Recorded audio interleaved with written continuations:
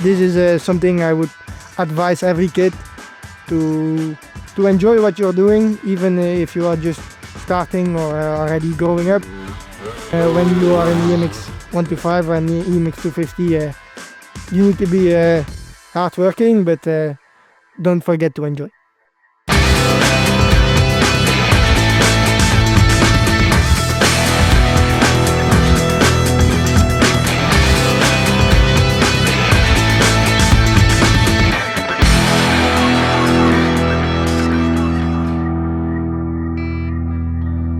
Hello, my name is Ivano van Erp. I'm 19 years old. I'm riding for VHR VRT Yamaha official. It's nice to be part of the team, and overall the feeling is good with the team, so happy.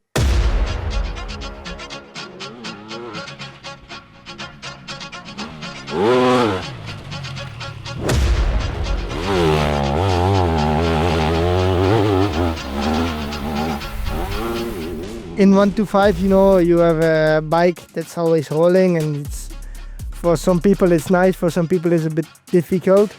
So in 125, if you are quite talented, let's say, you can be a step in front.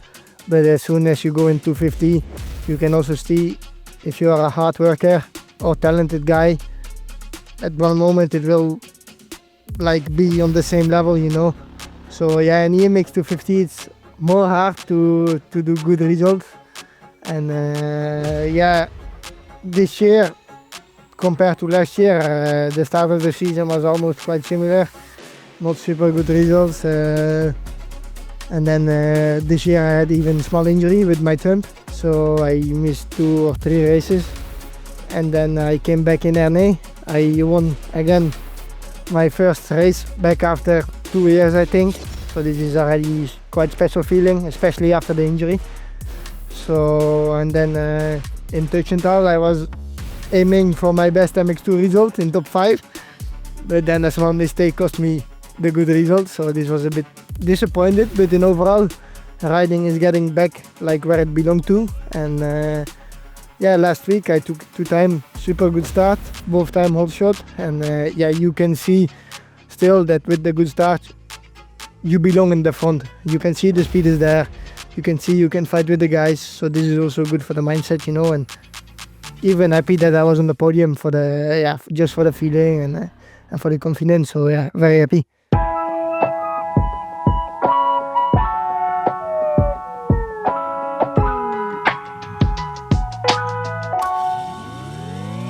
I started, I think, when I was 4 or 5. My father was amateur cyclist at that moment, and I go quite some time to the cycling races, and I was already aiming for a bike, doesn't matter which one, the bicycle or the bike, and I don't remember exactly, but I think for my 5th birthday I get the PW, and from there on I start riding and normal, and then you go on the 50 on the KTM, you become Dutch champion. I got taken by Monster in 65. It was really special because they had just one junior team, and I was in. At that time was also Rowan van der Moosdijk and Bas Vassen. So it was very special. Full support for Monster. At my age, I was 7, I was not even knowing what was Monster, Then it got more and more, not serious, but you need to do training. And at 65 in 2017, I became world champion. And from there on, I started the Yamaha program in 2018. I got taken by Yamaha, I got 85. Then I think was the most 2 difficult years of my life, because if you're gonna make the choice for Yamaha on 85, you also need to accept that the bike is not always the best. I choose because I know the bike will be good, and we were working quite a lot on the bike. And maybe the power was not better than the standard KTM, or maybe opposite, but turning was for me much more nice, and overall I think I'm happy that I choose this path. And I didn't took one title in the 85, and then I think in end 2019 the team MGC took me from the 85. They picked me up in the 125 category, And from there on, I went 3 years in Team MGC. I won 6 EMX races in overall in 1 to 5. Even in 2022, I became again world champion in the 1 to 5 class. You know, you start like really small, and at one moment you are like training like a beast, and you are almost at the highest level of motocross, you know. So it's, yeah, like the career starts very small, but in the end it's already quite big what I did and what I achieved. So yeah, I hope I can keep the results good, and I hope for next year that we maybe can move in MX2 to improve my riding there, and maybe we can even win a world title there, or at least maybe some good results.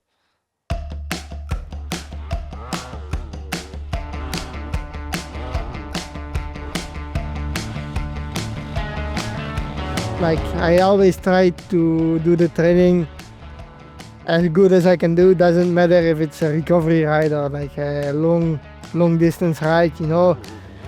If it's a training like 110, 134 heart rate, I always stay below 134. If it's 1 hour, I will be back at 1 hour. Not more, not less. Okay, I think this is also a bit part of me, you know, but if I go training, I always try to put my best, you know, because I know if I will do my best on training, doesn't matter if it's on the bike or on the bicycle or running or in the gym, the results will come, you know. And also you need to put good work on the bike, but it's a bit a different part, you know. When it's on the bike, you know how to ride the bike. Okay, sometimes it's a longer day, sometimes it's a bit shorter, but you know, the things around need to be good as well. If you like, you go cycling after a race weekend on a heart rate 160, 170, you will be still like this, you know. So that doesn't make sense, you know, to do a training like this. So this is also good that I train with Kenny van Duren physically. He make the plan already after the race. I speak with him for the next 2 or 3 weeks, that I know what I need to do. He can see if I feel a bit tired, yes or no. Maybe we can change a bit. And I think this is also a good plan that you need to put good results on the track.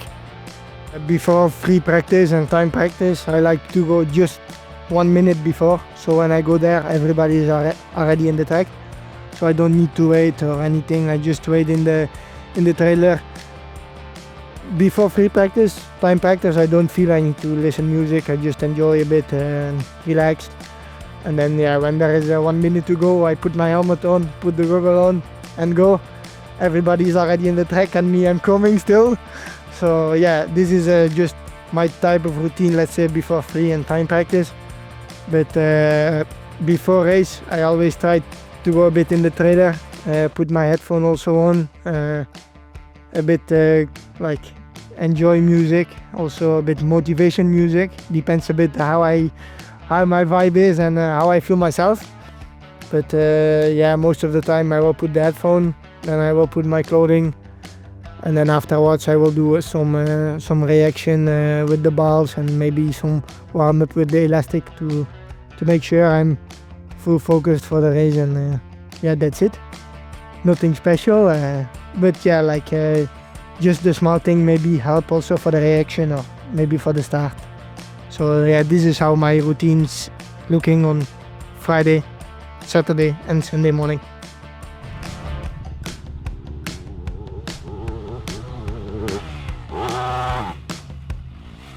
In the beginning of the year, you have like you go on training camp. The first 2 weeks we went here in Tella's place to just improve the hard pack, because I know it's not a weak point, but you know, as a born sand rider, it's more easy to go back in sand. I can maybe 2 days, but I'm used to the sand.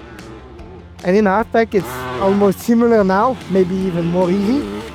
But when I came in the team last year, for me it was not a struggle, but a weak point where we need to work on. And this is why also I spent quite some time here. And then yeah, also in January we went again on training camp to Spain. This is, I think, the most intensive part of the season, because you are maybe 4-5 times a week on the bike. It's really demanding. Sometimes it's really long day. and also your body starts to feel really tired. And then like now, okay, you have every weekend you have a race, but the training is getting a bit less, maybe 1, maybe 2 times a week, and also after that, I have Kenny then. He put like what I need to do exactly in my training speak. I know like how I need to do to make my body recover or heal as fast as possible before the next race, to be fit and don't have any like tired feeling in my body, to make the maximum out of it. Each weekend is different, sometimes it's 25 plus 2 like in EMX, but even sometimes when you go local race it's 20 plus 2, so it's a bit shorter, so you can maybe do a bit more during the week. Depends where you go, but for me I always, like before an EMX race on Friday, I always do a small run with small interval to wake up the body a bit and to be a bit ready, for the race. During the week, like now when there's a lot of racing, it's more about recovery. Try to put the maximum effort on the bike, because there you can put a bit of endurance, let's say, and then after again try to recover. And then on Friday already I will do like small interval to be waking up my mind a bit and myself. And also after the flight it's good to shake a bit the legs and to be ready. Sometimes I go also to the physio to make everything a bit loose and stuff, because now also I feel my arms a bit tight. So maybe next week when I go back home I will go back to the physio to make it loose again. And from there on we will keep focusing for the second part of the season, because there is still a lot of races coming.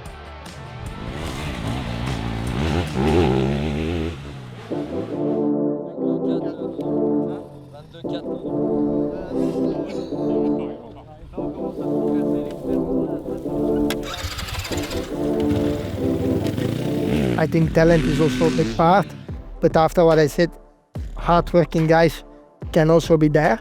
Now you are getting closer to World Championship level, and it's so important to take good start, because if you don't take good start and you come from behind, okay, maybe with a good day you can finish maybe in top 5, maybe top 10 with good riding.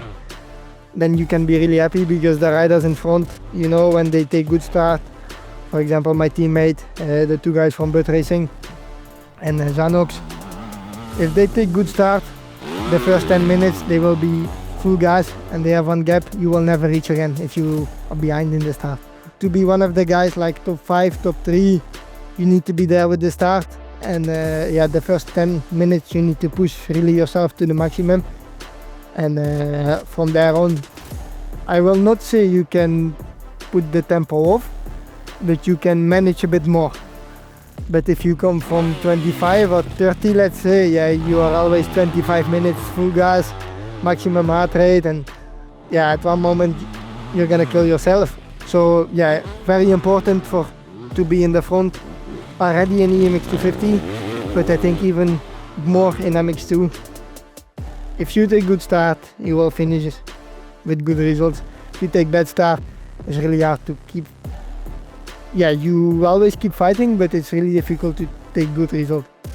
For example, Oriol, last week he took whole shot.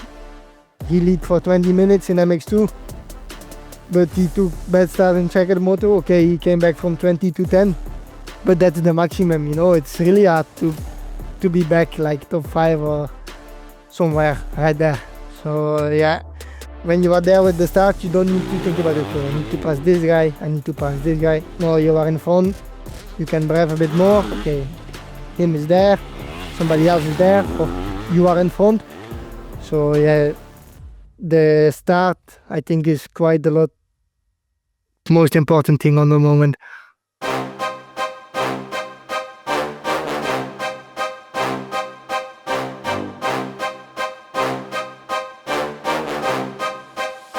This is my Yamaha 250.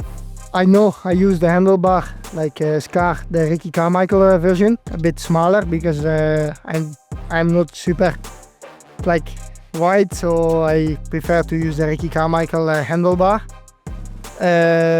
From the suspension, we choose for Wilfred van Mil, supported by Kayaba. And yeah, I like sometimes to run it a bit softer, because then I can play quite much with the bumps and stuff, you know. So in hardpack we put the suspension a bit higher, in sand we put it a bit lower.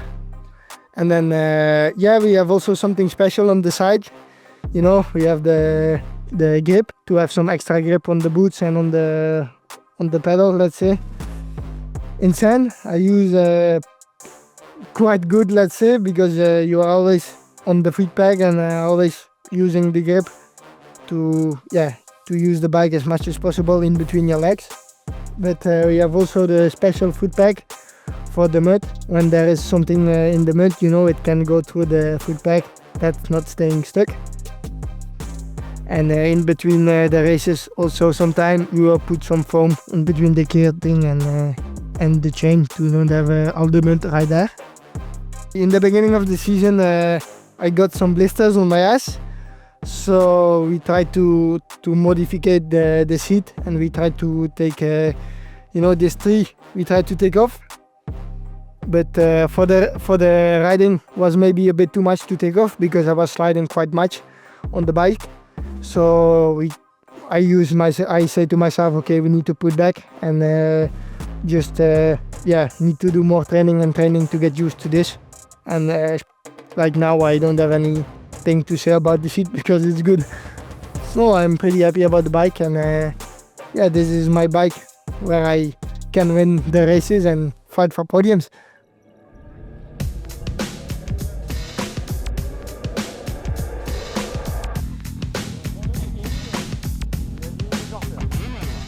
For me, it's always good to have a good teammate, or even doesn't matter if it's Janis or maybe someone else from Yamaha, Maxime Renault or somebody else.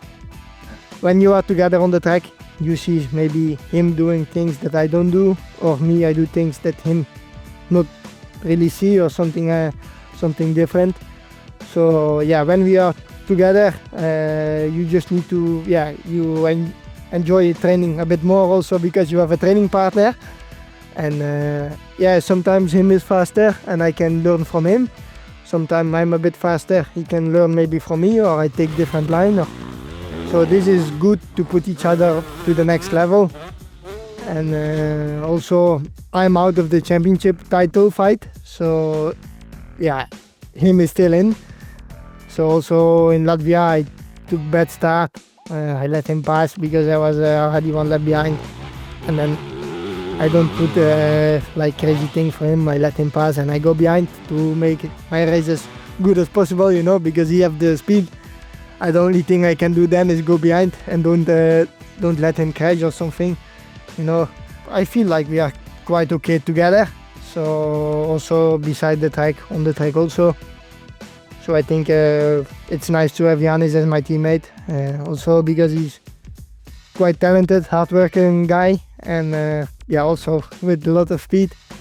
So no, it's nice to learn from each other. For me now it's important for myself to fight for the overall victories, because in the championship maybe the maximum I can finish is 5th, maybe 6th overall. So yeah, I always will do my best on track, even if it's Janis, but I will be a bit more carefully because I know he's leading the championship, so I'm not gonna do crazy thing. But yeah, I will fight like a normal guy. If he's faster, I need to deal with this. If I'm faster, you need to deal with that.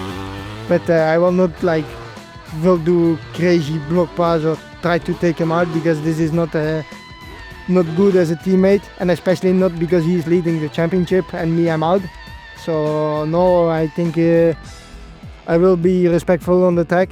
Maybe you can do like normal block pass or nothing crazy, but to take him out, it's not what we want, and also this is not where we are going for, let's say. We are there both on the track to be trying to reach the maximum result as possible, even if it's not working out all time. But you need to have respect on beside the track, also a bit on the track. But we are teammates, so we will fight it out like normal teammates do.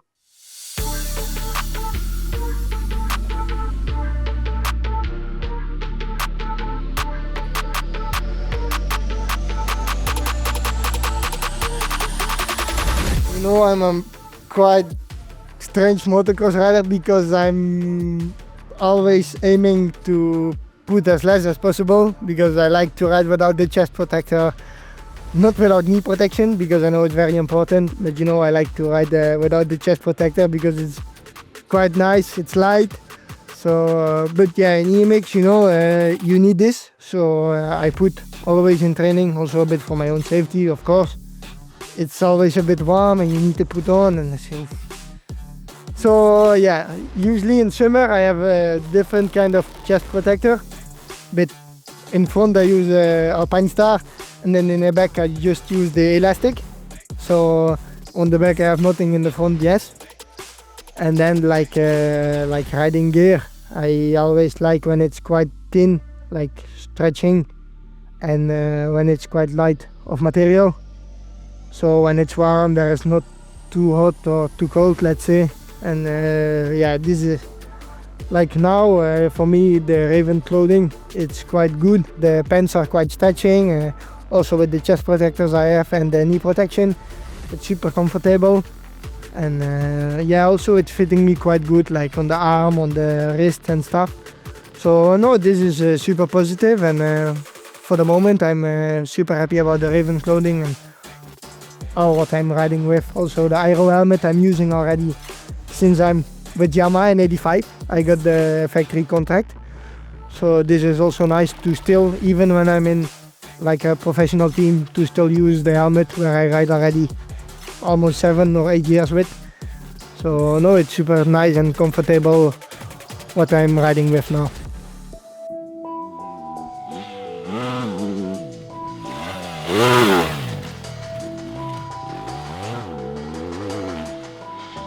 In 2023 I went also in Arnhem. I took good start. I lead the first moto, and then I think with 2 laps to go I make big crash and I broke my pelvis.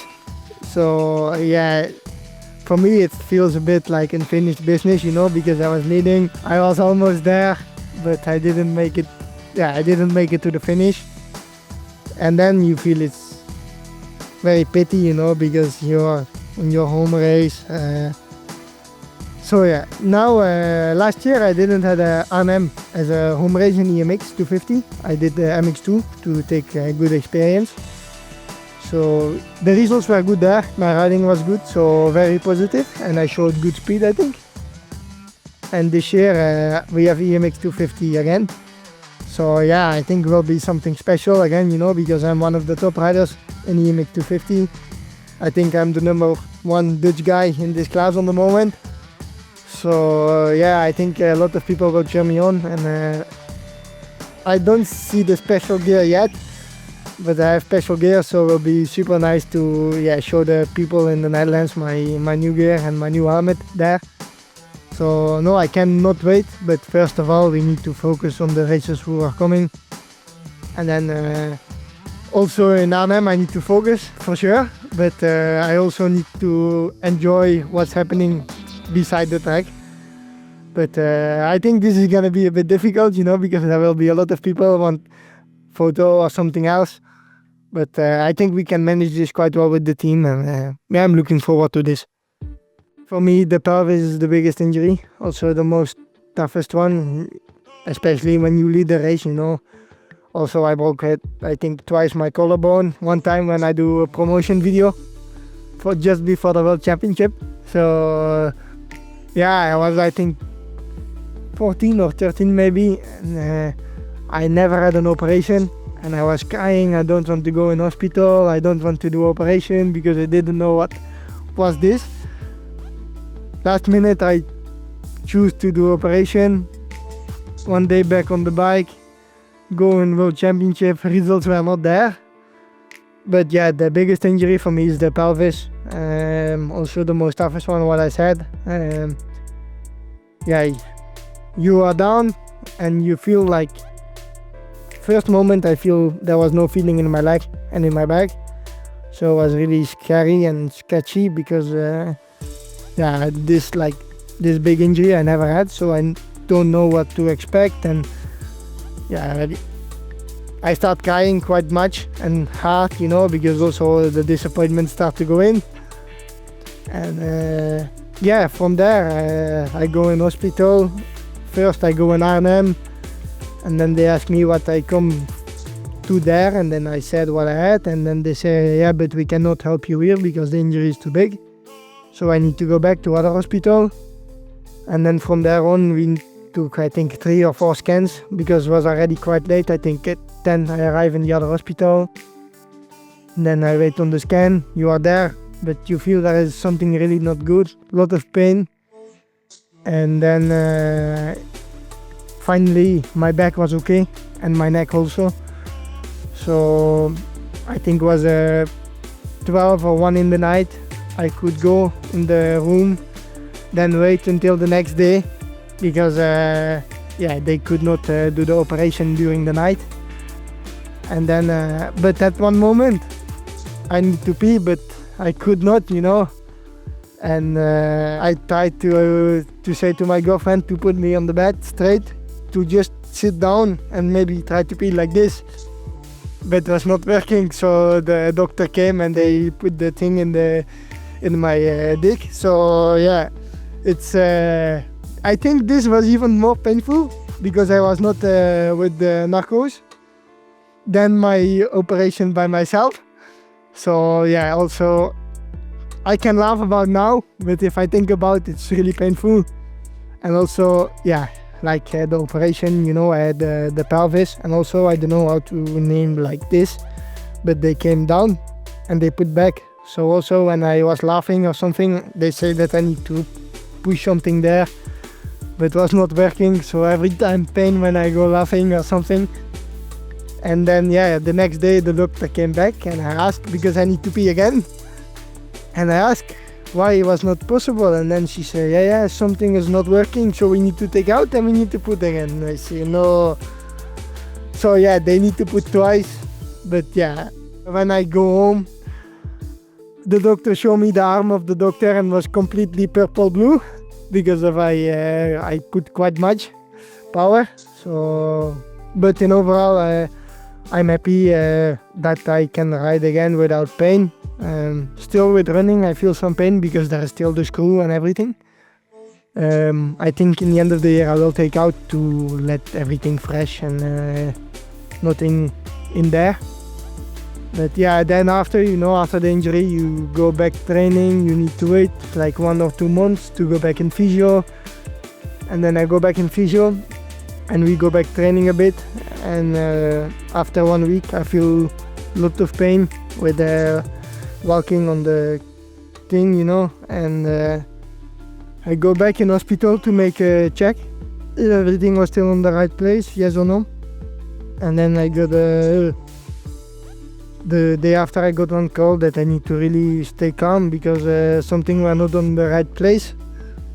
So from there on I think we took again 1 month off, and I think I did 3 months really nothing, just lay down, just go with the wheelchair, go somewhere in the city and enjoy, because for the rest I could not do anything, go in the swimming pool, sit down. And but after you start to go back training, you feel you didn't do quite much for a long time, and then in December I restart to ride, but you feel that you didn't touch the bike for a long time. And then in Spain, like 2024, I go on the podium, so we had quite good expectations for this year. But afterwards, I think we think a bit too easy about the injury, because after the results were going down and down and down. Also myself, I know what I can do, I know what pace I have. But mentally, when you are in P10 or P11, it's not good for your mental health also. So at one moment I go think a bit. I go to one mental coach also. I'm still there. So it's one of the toughest injury I think you can get, and I have. So yeah, I'm happy that I can ride the bike without pain, that I'm back on the level where I belong, and yeah, that I can enjoy riding again a bit and everything around, cycling, running and stuff.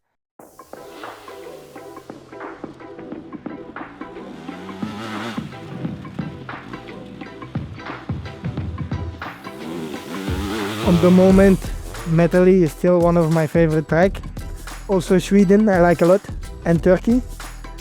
But like in 2022-23, I think Metally, when they still have the other part, you know, was a bit bigger, a bit longer, not so much speed.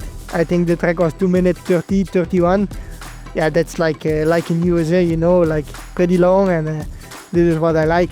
Now also the track was super nice, also big jumps I like, and also speed, you know. But me, I know myself, I'm a rider who like big outside. And in Turkey there is a lot of outside, so this is also one track I like a lot. So I think these 3 tracks, like Sweden, Turkey and England, are one of my favorite hardpack tracks. And I think sand, I still prefer Arnhem, but the track is a bit too small, so I would go for Lomo with the longer and deeper like bumps, to almost make like the whole track like a double or triple. So yeah, this is my favorite sand track.